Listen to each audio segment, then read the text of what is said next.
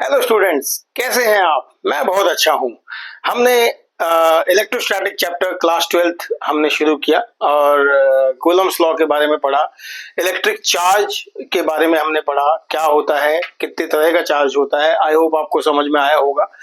और दूसरा, आपके एग्जाम्स की तैयारी कैसी चल रही है? अभी आपके एग्जाम्स आने वाले हैं, प्री बोर्ड शुरू होने वाले हैं जनवरी में, दिसंबर में एग्जाम्स आएंगे।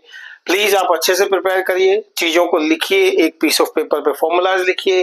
अपने स्टडी एरिया में जहां आप सोते हैं या जिस एरिया में आप ज्यादा रहते हैं वहां उस पीस ऑफ फॉर्मूलाज को डिस्प्ले करिए और आते जाते उन पर नजर मारिए, आपको वो याद होंगे।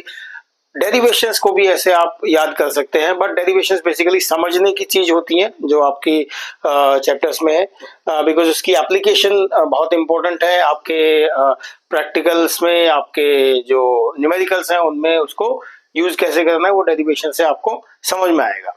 चलिए, आज हम पढ़ते हैं Coulomb's law in vector form. Why in vector form? सोचा है कभी क्यों वेक्टर फॉर्म में लिखते हैं कूलम्स लॉ को? देखिए, कूलम्स लॉ क्या कहता है? कहता है कोई दो पॉइंट चार्ज, उनके बीच में डिस्टेंस है r, मान लो ये q1 है और ये पॉइंट चार्ज q2 है, इनके बीच में डिस्टेंस है r। तो कूलम्स लॉ कहता है कि जो फोर्स है, force is directly proportional to product of the two charges and inversely proportional to the square of the distance between them. ठीक है। अब जो ये फोर्स है ना, ये एक वेक्टर क्वांटिटी है। हमने वेक्टर क्वांटिटी और स्केलर क्वांटिटी पढ़ा है। वेक्टर क्वांटिटी वो क्वांटिटी जिसका मैग्नीट्यूड भी है और एक डायरेक्शन भी है, और स्केलर क्वांटिटी क्या है? जिसका सिर्फ मैग्नीट्यूड है। ठीक, जैसे मास का सिर्फ वैल्यू है, कोई इसकी डायरेक्शन नहीं है। वेट, जब मैं वेट की बात करता हूं तो mass into acceleration due to gravity, यानी कि mg हम लिखते हैं, वेट mg, वो मेरी वेक्टर फॉर्म है। सिमिलरली, क्यों फोर्स क्यों है मेरा वेक्टर फॉर्म में? क्योंकि आपको पता है F is equal to ma, पता है ना, आपने पढ़ा है ना। और एक्सेलरेशन क्या है? एक्सेलरेशन की डायरेक्शन भी है और आपके मैग्नीट्यूड भी है। तो force is a vector quantity. In order to consider that, let us write this equation F is equal to k q1 q2 by r square in vector form. देखते हैं कैसे लिखते हैं इसको। ठीक है, चलो। अभी मैं एक डायग्राम बना रहा हूं, प्लीज उसको समझिएगा। उसकी पोजीशन वेक्टर जो है, उसके मैग्नीट्यूड जो है पोजीशन वेक्टर के, उनको आप देखिएगा कैसे मैंने डिफाइन किया है। एक एक्स वाई जेड का मैं ग्राफ लूंगा। एक्स वाई जेड, ये O पॉइंट है। यहां से दो पॉइंट चार्ज हैं। एक पॉइंट चार्ज यहां है Q1 और एक पॉइंट चार्ज यहां है Q2। ठीक है, इसका R1 पोजीशन है और इसकी R2 पोजीशन वेक्टर है। ठीक है बच्चों, यहां कोई डाउट? दो चार्जेस हैं जिनका डिस्टेंस पॉइंट O से R1 Q1 पे है, Q1 R1 डिस्टेंस पे है, Q2 R2 डिस्टेंस पे है। या मैं कहूं कि let us define this as A, this as B। So OA is equal to R1 vector, यानी कि पोजीशन वेक्टर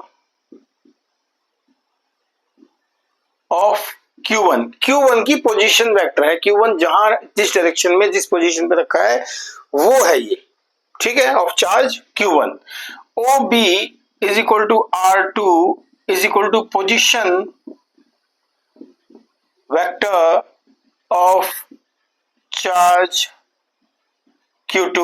दोनों को ऐसे रखा हुआ है। डायरेक्शन आपको दो एरोज दिखते हैं, यहां दो एरोज दिख रहे हैं ना, इनकी जो डायरेक्शन है वो एरोज बता रहे हैं। अब देखते हैं एक फोर्स का दूसरे इसका एक चार्ज का दूसरे चार्ज पे क्या फोर्स लगता है, Q1 का Q2 पे और Q2 का Q1 पे। हमें पोजीशन वेक्टर में वेक्टर फॉर्म में हम दिखाएंगे इसको। यहां आपको समझ में आया OA और OB। लेट अस कंसिडर मान लो मेरा Q1 से Q2 की तरफ वेक्टर जा रहा है, मैं इसकी डायरेक्शन ऐसे क्रॉस कर दूंगा, AB जा रहा है। अब AB क्या है?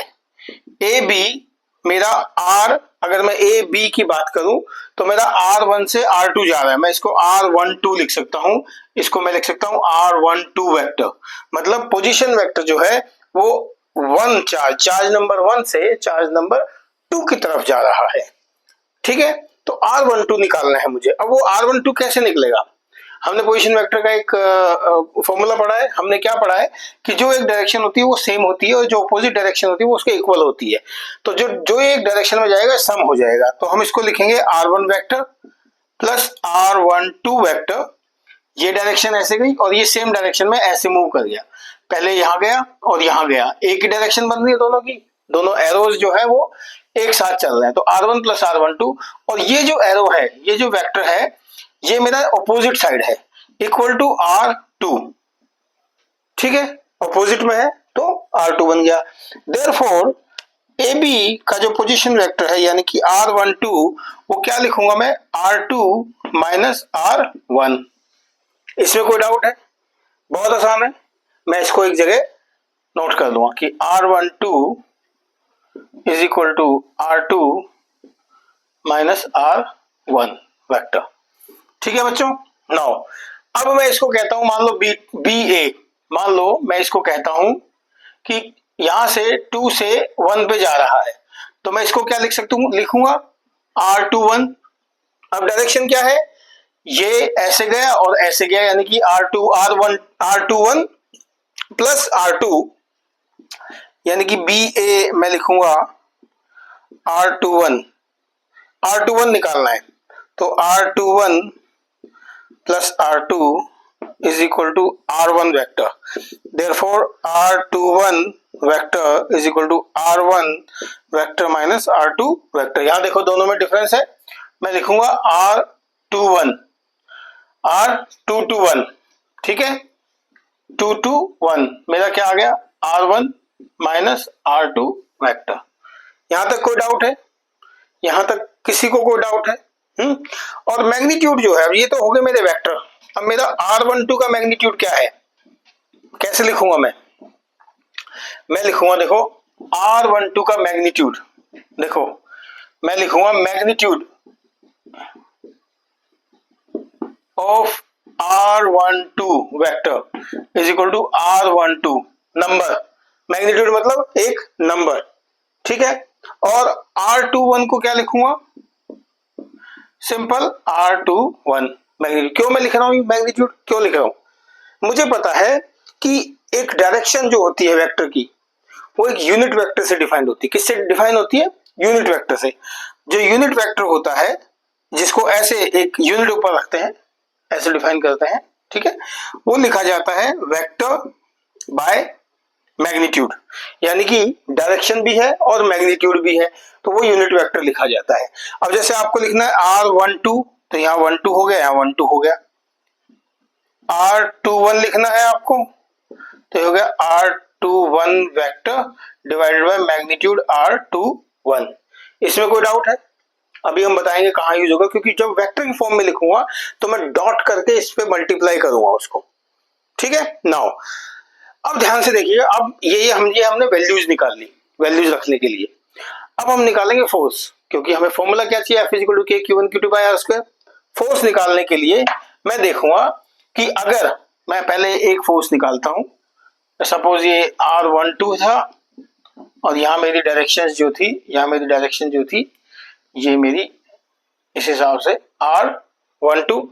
मैं देखूंगा एक फोर्स इधर लग रहा है इसका, और इसका फोर्स इधर लग रहा है, तो ये फोर्स हो गया मेरा F12 ऊपर की तरफ, ठीक है, F12। और ये वाला फोर्स ये मेरा हो गया F21 नीचे की तरफ, ठीक है, जो Q1 का Q2 पे है। अब मैं F12 क्या है? F12 is force on charge Q1 due to charge Q2। और F21 क्या है? Force on Q2 due to charge Q1। मतलब यहां पे इसके ऊपर Q2 के ऊपर Q1 का जो फोर्स लग रहा है वो F21 है और Q1 के ऊपर जो Q2 का फोर्स लग रहा है तो F12 है। तो अब क्योंकि डायरेक्शन ऐसे है तो पहले हम इसको F21 पे निकालते हैं। ठीक है, F21 लिखेंगे। देखिए F21 लिखने के लिए कैसे लिखेंगे, F21 equal to 1/4 pi epsilon naught into Q1 Q2। अब Q1 Q2 मैंने यहाँ मॉडुलस में नहीं लिखा है, मैंने नॉर्मल लिखा है। ये Q1 Q2 जो है मैंने नॉर्मल लिखा है, मॉडुलस में नहीं लिखा, क्योंकि उसकी कोई भी वैल्यू हो सकती है, पॉजिटिव भी हो सकती है, नेगेटिव भी हो सकती है। डिवाइडेड बाय, अब यहाँ क्या है, क्या पोजीशन वेक्टर है इसकी, R12, मतलब F21 में जो पोजीशन वेक्टर है वो है R12 इनटू R12 का यूनिट वेक्टर है, उसकी वैल्यू 1 है। यहाँ क्योंकि उसकी पोजीशन और डायरेक्शन दिखानी, मैग्नीट्यूड दिखाना है, तो यहाँ पे R12 से मल्टीप्लाई कर दूंगा मैं। अब R12 क्या है, R12 मैंने क्या पढ़ा है अभी, यहाँ पे पढ़ा है मैंने R2 माइनस R1, यहाँ वैल्यू रख दूंगा। तो F21 equal to 1/4 pi epsilon naught into Q1 Q2 by R2 minus R1 का square into R2 minus R1 vector by R2 minus R1। इसको मैं कैसे लिखूंगा, R12 को कैसे लिखूंगा मैं, R12 vector by R12 magnitude, ऐसे ही लिखूंगा मैं।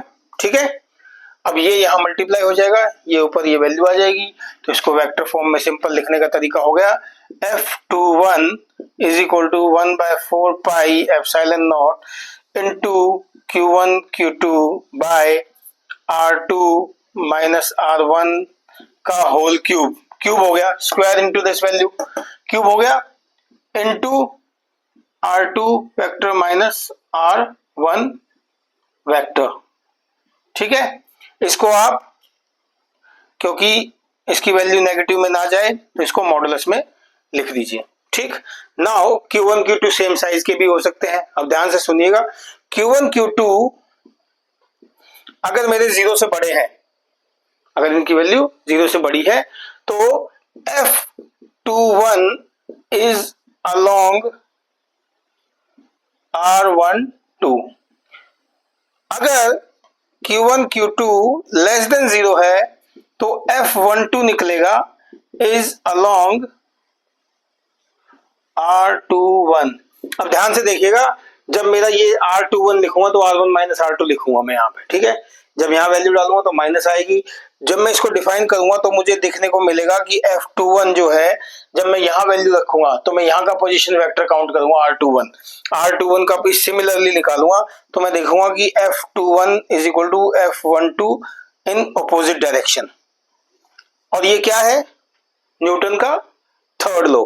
न्यूटन का थर्ड लॉ क्या कहता है, for every action there is equal and opposite reaction, यही कहता है, there is equal and opposite reaction and net force is 0। अगर ये यहां चला जाएगा तो net force of the system will be 0।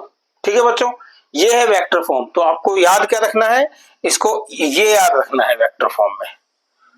अब मैं इसको F12 की फॉर्म में भी लिख सकता हूं, देखो कैसे, सिंपल है, बहुत ही सिंपल। F12 की फॉर्म में लिखने के लिए F12 1/4 pi epsilon naught into Q1 Q2 by, यहां पे मैं लिखूंगा R1 माइनस R2 का होल क्यूब, ये वाला लूंगा मैं, क्योंकि डायरेक्शन उसकी चेंज हो जाएगी। मेरा force on 1 charge 1 due to charge 2 लिखूंगा फिर मैं, इनटू R1 माइनस R2, ऐसे में लिखूंगा। ये मेरे दो फॉर्म्स आ गई, ये दोनों फॉर्म्स जो है ये मेरी वेक्टर फॉर्म है। अगर मेरा फोर्स 2 पे लग रहा है 1 की वजह से और 1 पे लग रहा है 2 की वजह से, दोनों इक्वल एंड अपोजिट है, इक्वल है सेम, बट यहाँ पे माइनस साइन चेंज है। ठीक है बच्चों, बहुत आसान है, वेरी नाइस। तो ये था आपका Coulomb's law in vector form. आप इसको पढ़िए, इसको याद करिए, इसको सॉल्व करने की कोशिश करिए। उसके जो कंसेप्ट हैं वो क्लियर ना हो तो प्लीज मुझे लाइक करें, मेरे वीडियो को सब्सक्राइब करें और मुझे कमेंट करें सो दैट मैं आपको आपके डाउट्स क्लियर कर पाऊं। ठीक है बच्चों, thank you so much for watching my video. Thank you.